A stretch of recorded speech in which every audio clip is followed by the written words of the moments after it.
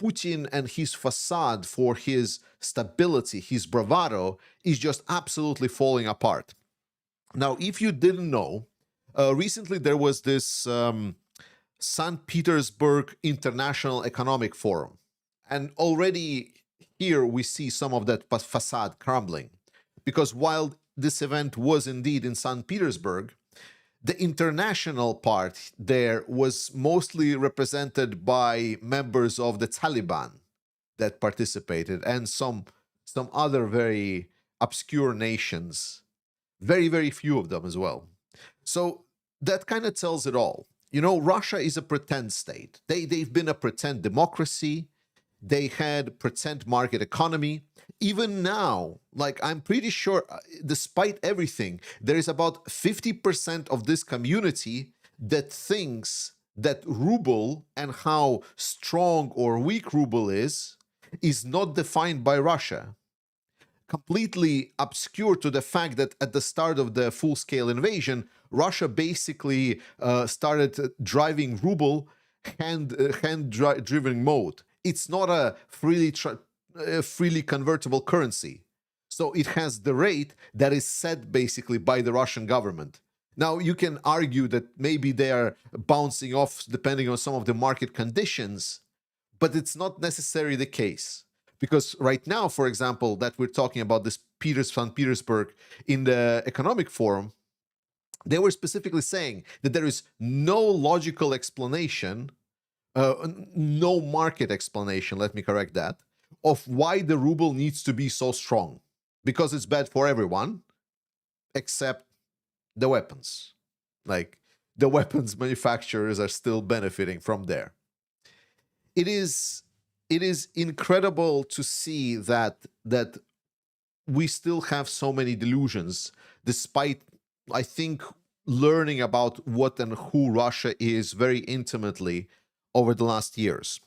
But coming back to Putin's topic, what he was stating, besides all of the bullshit that he spewed, otherwise it was obviously a lengthy speech, he was talking and saying that I have said many times that I consider the Russian and Ukrainian people to be one people. In this sense, all of Ukraine is ours. Putin told forum guests, we have our old rule. Wherever a Russian soldier sets our foot, this is ours. So let's break this apart. He said that the Russians and Ukrainians are one people. Well, he said it before. Now, the people that would like to deceive you, they would say, it's like, oh, so Putin is saying that Ukrainians and Russians are on the same level, so he would treat Ukrainians nicely. No, that's not what he's saying. He's saying that Ukrainians are part of Russians. More specifically, there even is a term for Ukraine. They're called the Little Russians. If you don't know, let me just do it right in before your eyes. There we go, Russian Wikipedia. This is called Malorosse. Now, you don't read Cyrillic. That's fair. So let's just translate this page to English.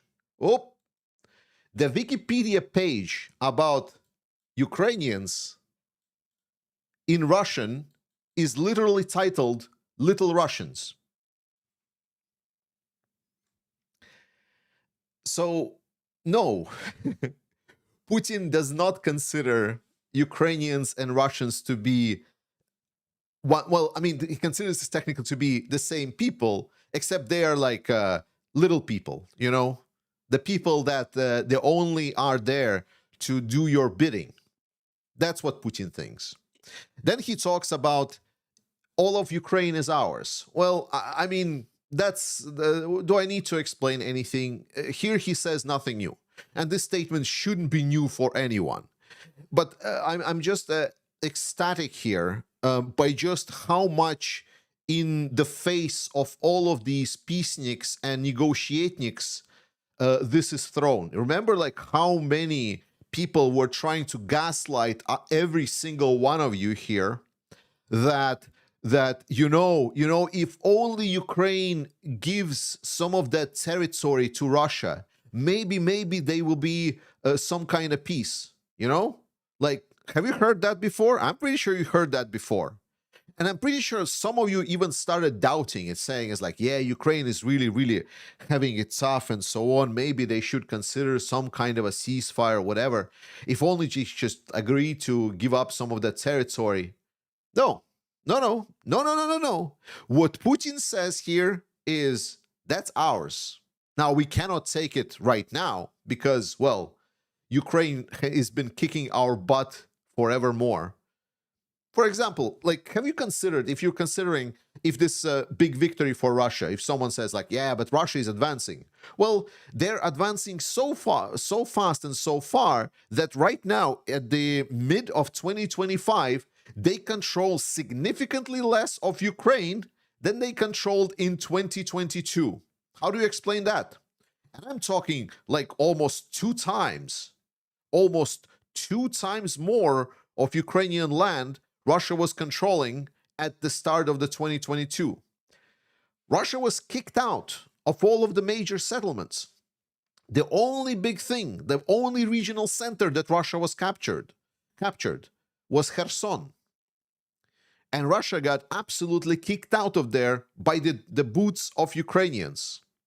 And this brings us to the third point, whereas he says, where a Russian soldier's foot lands, that's ours. Well, unless that foot is blown off by a FPV drone, I guess.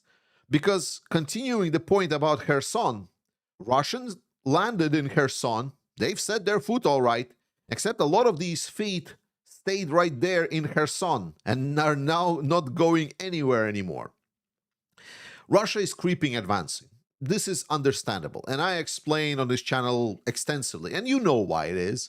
Like, I'm preaching to acquire here a little bit, which is that Ukraine just has less resources. Ukrainian allies are not providing enough help. There is always some kind of a weird move to find some kind of a negotiated path, some kind of a ceasefire, instead of clearly defining that Ukraine just needs to win. There is still a lot of red lines that we're drawing ourselves. You know, these red lines, like if we send tanks to Ukraine, Russia is going to nuke us. Well, tanks are in Ukraine. Russia is not nuking us. If we allow Ukraine to strike Russia in depth with our weapons, they will nuke us. Well, we haven't really nuked us. If we send Taurus missiles, Russia... yeah, we don't talk about that, do we? Yeah? So the point that I'm making is that we're still fighting with ourselves in our heads, trying to figure out how can we help Ukraine on the cheap one, instead of doing what is right, which is we should have gone in there. We should have closed the skies over civilian objects, 1. Close the skies over nuclear objects, 2, just for our own fucking safety. How about that? And number 3, we should have provided forces that, for example, would take control on the periphery of Transnistria, or just generally the eastern border of Ukraine, western border of Ukraine, so the Ukrainians can focus to fighting Russians. All those things are non-confrontational. Russia is not gonna nuke you if you shut down its fucking drones and missiles. But we're fighting our own demons and just cannot really get there. And that is fair. But the point that I'm making here is very, very clear. That Putin is making a claim here, a very strong claim. Now, and this is where, like, a lot of people, I feel, have really have not really seen the main part of what Putin has said. I was hoping a lot of people will cover it. But what he's stating basically here is that any kind of rule of law, any kind of international borders does not matter for Russia. Because think about what he says. He says, wherever the Russian foot lands, that's ours. He doesn't say it's like, oh, until the international borders and so on. Right now it's Ukraine. But he can easily just say it's like, well, now it's the Finland. Notoriously good it went last time for Russians. But let's say like it's Baltics. If the Russian foot lands in Baltics, it's theirs. What about if it's Sweden? Somewhere in Sweden, the Russian foot lands. Now it's theirs? Who knows? This is what I'm saying. Russia and Putin here, he basically declared that aggressive expansion, imperial expansions of Russia is justified.